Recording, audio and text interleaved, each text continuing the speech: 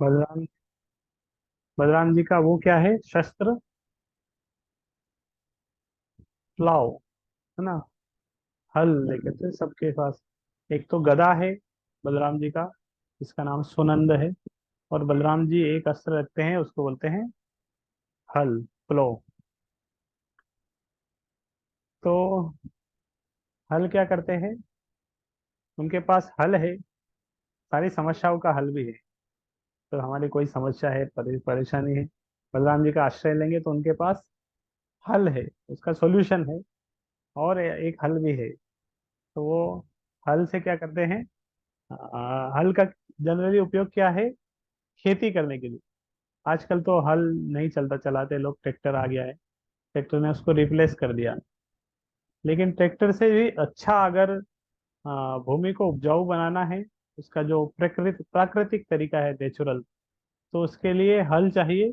और हल को चलाने के लिए बैल चाहिए। तो हल और बैल अभी दोनों दोनों का जगह ट्रैक्टर ने ले लिया है। तो ट्रैक्टर से हम प्रयास करते हैं धरती को उपजाऊ बनाने का। लेकिन जो नेचुरल तरीका है, वास्तविक तरीका है, वो उपजाऊ बनाने का, जिससे जो अर्थ है वो बहुत सॉफ्ट हो जाए। तो वो तरीका है, क्योंकि ट्रैक्टर जब चलता है तो ट्रैक्टर का अपना एक वजन रहता है, और उसका एक बहुत वजन है। उससे हार्ड हो जाएगा, फिर उससे उसके पीछे वाले पोर्शन से हम सॉफ्ट कर रहे हैं। लेकिन ट्रैक्टर का धरती को ट्रैक्टर का वजन भी तो सहन करना पड़ेगा। लेकिन बैल में कोई ज्यादा वजन नहीं रहता, हल में भी कोई वजन नहीं रहता, वो पृथ्वी को बहुत अच्छे से सॉफ्ट कर देता है। तो एक पृथ्वी को जो कि उपजाऊ बनाने का कार्य करता है हल। हल चलाने से जो धरती है उपजाऊ बनती है। फिर उसके अंदर कुछ बीज डालते हैं तो वो बीज से पौधा बन जाता है। तो बिना हल हल चलाए हम ऐसे ही अगर धरती में बीज डाल देंगे तो वो ग्रो नहीं करेगा। लेकिन उस बीज बीज जब डालता है, तो बीज के पहले जब धरती सॉफ्ट होती है, हल चलता है, तो वो बीज बहुत अच्छे से ग्रो करता है। इसी तरह जो बलराम जी है, वो आदि गुरु है। और वो क्या करते हैं?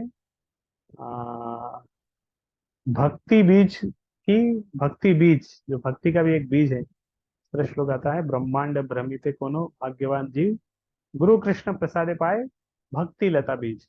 तो गुरु और कृष्ण की कृपा से उसे भक्ति लता बीज एक जीव के हृदय में आता है। तो मान लो हमारा हृदय एक भूमि की तरह है, और हमारे हृदय में भक्ति का बीज आता है। तो भक्ति का बीज तो है, और हमारे पास हृदय भी है। लेकिन वो भक्ति रूपी बीज हमारे हृदय में बढ़ता नहीं है। इसलिए हमारे हृदय को क्या करना पड़ता है? उपजाऊ बनाना पड़ता है, उसको सॉफ्ट बनाना पड़ता है।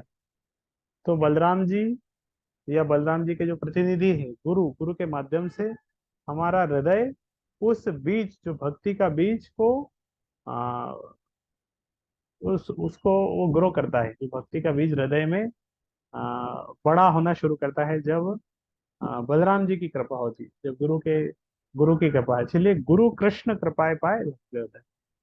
तो भक्ति का बीज, जो भक्ति रूपी बीज सब जीवों के हृदय में है, लेकिन वो ग्रो नहीं करता है। लेकिन वो ग्रो कब करता है? जब बलराम जी की कृपा होती है, जब गुरु की कृपा होती है। तो भक्ति रूपी बीज हमारे हृदय में बढ़ने लगता है धीरे धीरे। और गुरु की कृपा से वो भक्ति रूपी बीज बढ़ने लगता है, बढ़ते बढ़ते बढ़ते, और बढ़ता ही जाता है। तो भक्ति लता इस तरह बोलते हैं, चेतन चेतावत में उसका डिटेल में वर्णन है कि ये भक्ति लता किस तरह हृदय में बढ़ती है, डिवोशन। और जब बढ़ती है, धीरे धीरे बढ़ते बढ़ते बढ़ते और ग्रो करती है, वो भगवत धाम तक चली जाती है, भगवान के चरण कमल तक वो भक्ति लता पहुंच जाती है। लेकिन एक भक्ति लता जब इस तरह एक बीज ग्रो करता है, तो हमें फिर उसको ध्यान भी देना पड़ता है, उसको पानी देना पड़ता है, धूप देना पड़ता है। तो हाँ, गुरु की कृपा से, गुलाम जी की कृपा से वो बीज तो शुरू हो जाता है पनपना। फिर उसको बड़ा करने का जिम्मेदारी हमारा है। जब भक्ति भक्ति बीज, जो भक्ति लता का बीज हमारे हृदय में ग्रो कर रहा है, उसको और जल्दी से ग्रो करने के लिए क्या है? उसमें पानी डालना चाहिए। तो श्रवण कर कीर्तन जले न करे न सिंचन। तो श्रवण और कीर्तन जो हम करते हैं भगवान के बारे में, जो श्रवण कर रहे हैं कथा का, या कीर्तन करते हैं, भगवान के भक्तों का संग करते हैं, उसके माध्यम से क्या होता है, भक्ति बीज और जल्दी से ग्रो करता है, भक्ति में हम तीव्रता से आगे बढ़ते हैं। तो इसलिए भक्तों का संग करना चाहिए, श्रवण कीर्तन करना चाहिए, जिससे भक्ति का बीज बढ़ता है। और और क्या करना चाहिए, कुछ ये आ जाती है, जब भक्ति बीज ग्रो करता है तो साथ में उपशाखा भी आती है ना। जब एक एक बीज, जब हम फसल डालते हैं तो एक एक मेन पौधा बढ़ता है, साथ में खरपतवार भी बढ़ती है। तो भक्ति के साथ साथ में कभी कभी बहुत सारी खरपतवार भी बढ़ती है ना। खरपतवार लाभ, पूजा, प्रतिष्ठा, इस तरह की इच्छाएं बढ़ती है कि हमारी भी प्रसिद्धि हो, हमारे भी अनुयायी बने, हमारी पूजा हो। तो भक्ति भक्ति में भी उन्नत है, लेकिन साथ में ये वाली भी इच्छा भी अंदर अंदर ग्रो करती है कि हमारा भी नाम हो, प्रतिष्ठा हो, पूजा हो। तो ये सारी इच्छाएं क्या है, ये सब खरपतवार की तरह है। तो हमें भक्ति की शाखा को, भक्ति वाले भक्ति रूपी पौधे को पानी डालना चाहिए। और ये जो इच्छाएं हैं बाकी, भक्ति को छोड़ के जो इच्छाएं पनप रही है साइड में भक्ति के साथ में, वो सबको छाट के अलग अलग कर देना चाहिए, उनको पानी नहीं डालना चाहिए, भक्ति के पौधे को पानी डालना चाहिए। तो उन सब खरपतवार को हटाना चाहिए, नियमित रूप से श्रवण कीर्तन करना चाहिए, और साथ में क्या करना चाहिए, फेंसिंग करना चाहिए, ताकि कोई पशु पक्षी आके उस बीज को ना खा जाए, पौधे को ना नष्ट नष्ट करके ना चले जाए। इसीलिए क्या करना चाहिए, खरपतवार लगाना चाहिए। खरपतवार नहीं लगाना चाहिए, फेंसिंग लगाना चाहिए। जो फेंसिंग लगाते हैं, मतलब उसको वैष्णव अपराध नहीं करना चाहिए। वैष्णव अपराध अगर करते हैं तो वो पागल हाथी की तरह है, वो आके उस भक्ति भक्ति बीज को उखाड़ देता है। तो इतना मेहनत किया, कोई बीज को उखाड़ देगा